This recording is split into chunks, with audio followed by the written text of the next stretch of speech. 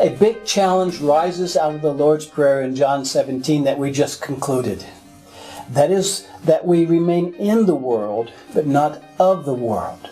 I want to read 5 verses from John 17 that reveal the complexities of the Lord's own words about this. First, in verse 11, it says, I will remain in the world no longer, but they are still in the world, and I am coming to you. And then down in verse 14 it says, I have given them your word, and the world has hated them, for they are not of the world, any more than I am of the world.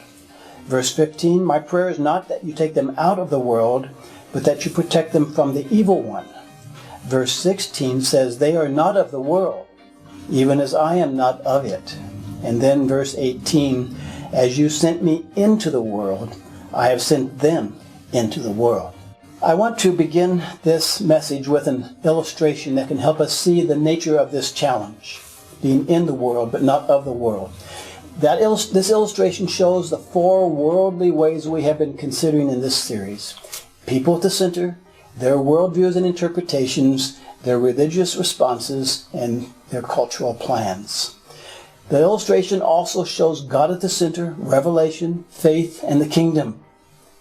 Cultural plans are centered on people and their human life. The kingdom plan is centered on God and His divine life. Cultural plans are clothed in darkness, the kingdom in God's light.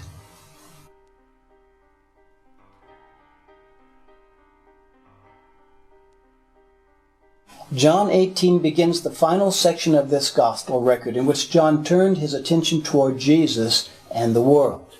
It reveals how Jesus was in the world, but not of the world. It reveals how the world and its ways opposed Jesus, and how at the same time Jesus showed himself not of this world. Pause this presentation now and read or listen to John chapter 18, verses 1 to 28. Let's look at verses 1 to 9. First we ask, how does this chapter show Jesus in the world as a place where people put themselves at the center? Surprisingly, it shows both Judas and Peter surrendering to the temptation of self-centeredness, one a traitor and the other a tested man. Explanations about Judas vary from him being a man wanting to force the hand of Jesus in a nationalistic way to him being simply a self-seeking person. Either way, he demonstrated small life thinking with himself at the center. Verses 1 to 9 describe how he led 600 well-armed Roman soldiers and up to 100 religious police with clubs and ropes to the garden to which he knew Jesus would go. Contrast the I am of Judas, I am a traitor, to the I am of Jesus in this passage. The stark contrast is about the center. When the soldiers and police demanded if the man before them was Jesus of Nazareth, the Lord replied, I am he. To the center claimed by Judas and these worldly colleagues, Jesus claimed God's central place right in their midst. He was in the world, but he was not of the world. Amazingly, on the second declaration, verse 6 says that the hostile authorities drew back and fell to the ground. Imagine 700 well-armed men passively lying on the ground.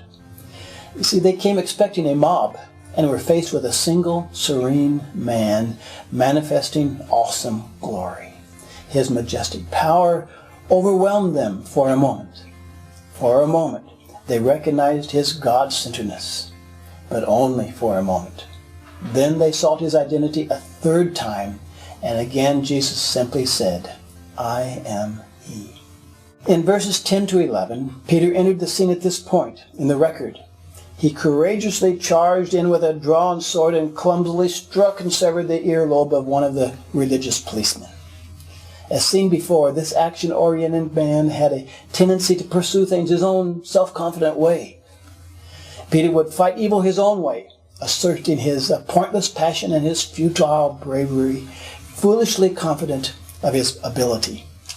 And he provides a second way to see Jesus in the midst of worldly human-centeredness, this time when Peter, while also standing outside the world's ways. For the rest of Peter's demonstration of himself at the center, we need to skip ahead to verses 15 to 18 to see the continuation in a contrary way. These verses describe the first of 3 denials as predicted by Jesus. To a servant girl monitoring the doorway to the high priest's house, Peter denied being a disciple of Jesus. Why? That act left himself right at the center of his own world, protecting his identity. Verses 25 to 27 describe Peter's second and third denials. He told others warming themselves at the fire that he was not a disciple. He did the same in reply to the religious officer who was sure he had seen Peter in the garden with a threatening sword in his hand. Interestingly, Jesus had identified himself 3 times as I am. In these events, Peter had also made 3 declarations, but his declarations were the opposite. I am not a disciple. The Lord's identity was a life-in-life identity. Peter's identity was still in the realm of human life alone. Jesus was in the world, but not of the world. Peter was still in it, and he was of it. So Judas and Peter tragically revealed the human-centeredness of the world on this last day of the Lord's earthly life. By taking up their positions, they actually stood against Jesus and God-centeredness. Jesus had come to reveal such worldliness, but to stand in its midst and show that he was not of the world. The 2 disciples, unfortunately, became part of the world that opposed him. Back in verses 12 to 14, Jesus is shown in a world where the Jewish worldview and religion of his day were prominent. Jesus was taken to Annas, who was so old that Rome had declared him unfit to be a high priest. Therefore, it had appointed his 4 sons, and finally Caiaphas, his son-in-law, to the religious position. This episode shows that Jewish worldview assumptions still upheld Annas as high priest, because the religious police made the soldiers take Jesus first to Annas, not to Caiaphas.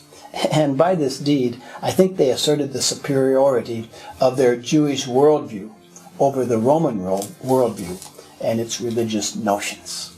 The questions raised by Annas were religious in nature and had nothing to do with faith. That's in verses 19 to 24. He wanted to know who followed Jesus instead of him. He wanted to know what Jesus taught in comparison to what he and his people taught. And so these were just typical religious interests. But actually they were Annas' ways to accuse Jesus of blasphemy. The Jewish leaders had already decided Jesus was guilty. That's in John 11. They had already tried to kill him twice. That was in John 8 and John 9. So Annas was really after the death penalty for Jesus. Jesus answered Annas and declared his interest in the whole world, an interest that he had professed right in the midst of Jews from all walks of life. He had declared it in synagogues, the temple, in homes, and at celebrations and daily events. If Annas really wanted to know, said Jesus, he could ask the people themselves, implying that his arrest had more significance than a mere comparison of religious activities. At this point, one of the officials slapped Jesus for supposedly disrespecting Annas. Jesus confronted that man directly and challenged him to clarify what was wrong in his reply and to confirm what was true. So what was the man defending? He was defending his own worldly religious notions. So now we skip ahead again to verse 24 in this chapter, which simply says that Annas sent Jesus as a prisoner to Caiaphas, the high priest officially recognized by Rome, and the man who had told the Jewish leaders it would be better for one man to die for the people rather than the entire Jewish society and religion suffer. John, it's interesting, recorded nothing of this event. And the most details that we have been given in Mark chapter 14, verses 53 to 65. But a study of those details shows that they too revealed worldview assumptions, not revelation. They revealed religious notions, not faith. So Annas, the religious officer who slapped Jesus, and Caiaphas, and as well as the whole Sanhedrin of Mark 14, revealed the stranglehold of worldviews and religion upon people with themselves non-critically at the center. Jesus had to live in the world while remaining outside of it. His stand demonstrated God-centered living based on revelation. As we go on to consider verses 28 to 30, we find a description of an interesting Jewish attempt to separate religious plans from cultural plans. The Jewish leaders who took Jesus to Pilate did not want to spoil their religious exclusiveness by entering Pilate's palace, the realm of culture. Such a crossover would prevent them from eating the Passover on the next day. So in talking to Pilate, they wanted to be removed from all responsibility for Jesus, so they called him a state criminal in verse 30 here. Their earlier attempts to kill him had failed. Their decision that he was blasphemous was impotent. Passover was about to begin, however, and they wanted Jesus dead before sundown. These Jewish leaders had no clue that they were part of a world opposing God. In their minds, they represented God. In the Lord's mind, however, their religion was all part of a worldly plan that had replaced God at the center and had replaced His revelation and faith with their interpretation, their laws, their rituals, and their leadership. The world of today is no different than the world of Christ's day. The conflicts are no different either. Our challenge is to be in the world, but not of the world. We face a world having a center other than God, worldviews different from revelation, and religions foreign to biblical faith. Our challenge is to face them as did Jesus. He took his position in the world as a life-in-life man of God. He had no human-centeredness, no worldview, and no religion. We must take the same stand as life-in-life people outside of human-centeredness worldviews and religions. And that is when we can best stand for God at the center, His revelation and faith. So let's review the illustration one last time.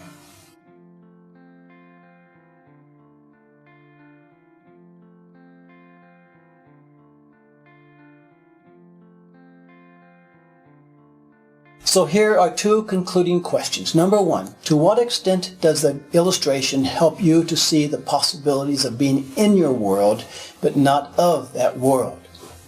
Number two, who are you like in this passage? Is there a little bit of Judas or Peter in you as you struggle with yourself still too much at the center of your world?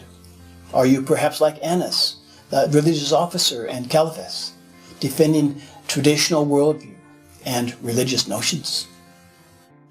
All these people had one thing in common. They were all confined to human life alone, even Peter.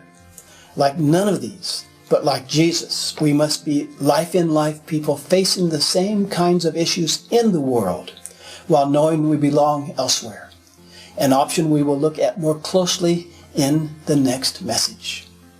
I hope this message has given you a new way to look at the events of John 18 and what it was like for Jesus to be in the world but not of the world.